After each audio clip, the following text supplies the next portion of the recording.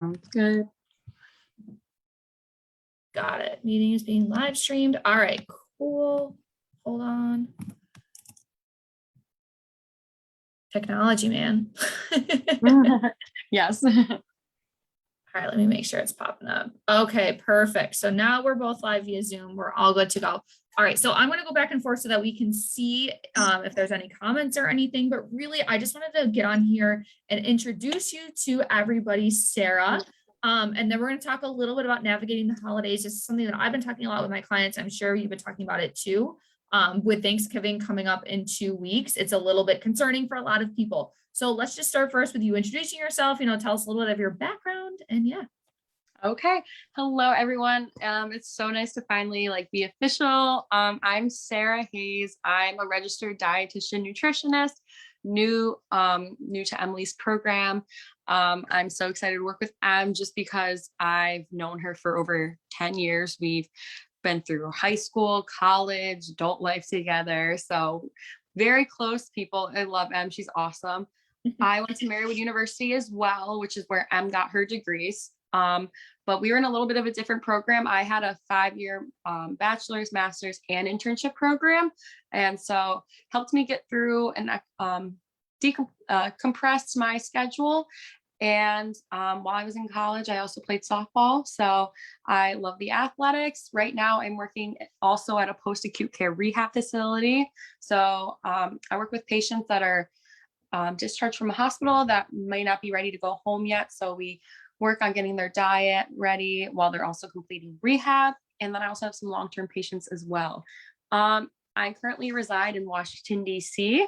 I just moved here recently and I absolutely love it here. I'm normally from Syracuse, New York, and I love to go to the gym. I love my 2 golden retrievers. They're back at home, so go see them for me. I will. And I like playing softball, slow pitch softball in the summertime as well. Mm-hmm. So that's just me. Yeah, Sara and I met in high school. We were on the same basketball team and soccer team. Wow, basketball team and softball team. And actually, another fun fact is our brothers are best friends. So we're definitely very tight, and our families are family friends too. So it really just was a perfect fit. And when I wanted to bring on another dietitian to the team, I was like, I need somebody that I know and that I trust, who's motivated and who's ready to help change people's lives. So that's why we're here today. Yes, that's why I'm here. I also, another fun fact is that I worked at her mom's company too. I worked under her mom as well. So she knows my work ethic from that as well. So yeah, we keep it in the family. Yeah, we just do. I worked with everyone. It's a family business, family affair. Exactly. Yes. Exactly. Mm-hmm. But no, so let's dive into just the Thanksgiving topic too. And it really applies to, the next 2 months overall. A blog just did go live today on the Nourish with Emily website about navigating the holidays and things that have to do without meal planning, as well as without having to track food or anything like that, just things to be cognizant of. But Sara, what would you say is your biggest tip, approaching Thanksgiving? What my biggest tip probably is eat something in the morning for breakfast. Don't go straight into not eating anything in the day and then just relying on that meal, because you're going to feel groggy both in the morning and at night. You can't just rely on one meal. So get at least something in your body in the morning, because then you'll also feel maybe a little more full when you eat your big meal, and then you won't want to eat as much food at the big meal as you normally would. So that's my big tip. Mm-hmm. Exactly. We don't want to go in when we go into that, a big situation like that and we're starving, mm-hmm. and then you kind of lose track. You're almost in that survival mode. It was okay, I'm going to eat everything that's here because I feel like my stomach's eating itself. So I definitely agree with that. Making sure you have breakfast, even if your Thanksgiving dinner is later on in the day, making sure that you're having something for lunch too. It could be a little bit smaller if, dinner is maybe at 3:00. But we have to make sure that we're eating consistently to help prevent that overeating and that grogginess too. I totally agree with that. My biggest tip is going to be about the desserts, because I remember somebody that I went to high school with said that her mom makes 9 pies for Thanksgiving. That's a lot of pies. My dad does a lot of them.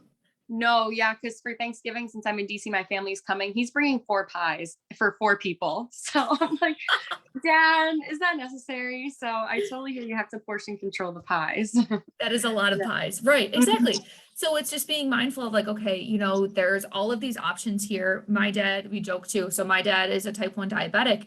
that, you know, if we're having, or we'd be out to dinner, he'd be like getting, you know, I remember Thanksgiving in the past, like getting a huge plate of desserts. You know, we don't need that smorgasbord or those little pieces of every single pie there. Go and pick whatever dessert that you want to have and get a full slice of it, but pick only one thing because there are going to be leftovers. You know, a lot of these stuff, you can always make it again.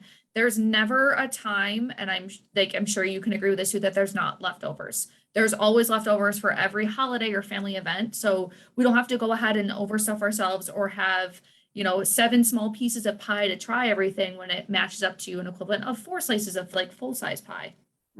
I completely agree with that. And Thanksgiving is honestly the best holiday to have leftovers because, like you said, everyone has them. So that's the best part about Thanksgiving is having leftovers to eat again. So I agree with that tip. Just to have one slice of pie, just choose the one. Or if you really want to have 2, then that's when you do like the half slices and then just like have a half a slice of the 2 or something like that. Right. Yeah, absolutely. Don't go to the point where it's a big sampler or anything like that. You know, just keep it simple, you know, 1 full slice or 2 half slices and like stop there. There'll be more tomorrow. Exactly.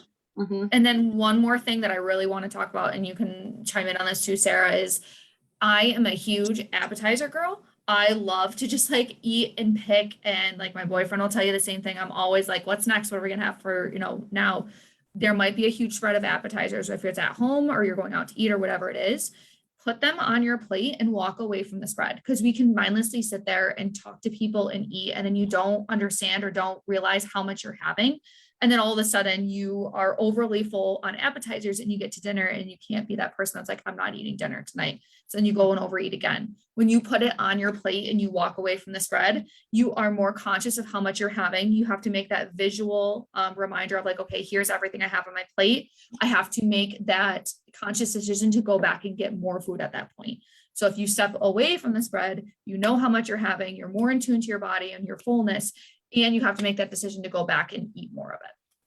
I completely agree with like everything you said. And to go off of that, most appetizers I think are more energy and calorie dense than they are nutrient dense. So a lot of it is like chips or fried things or maybe a dip. So that's more of a calorie dense food. And if you're trying to watch maybe a little bit more, you want the nutrient dense foods, which come later on in the main meal. And so the foods that are calorie dense are so easy to just pick at too, which I agree with you on.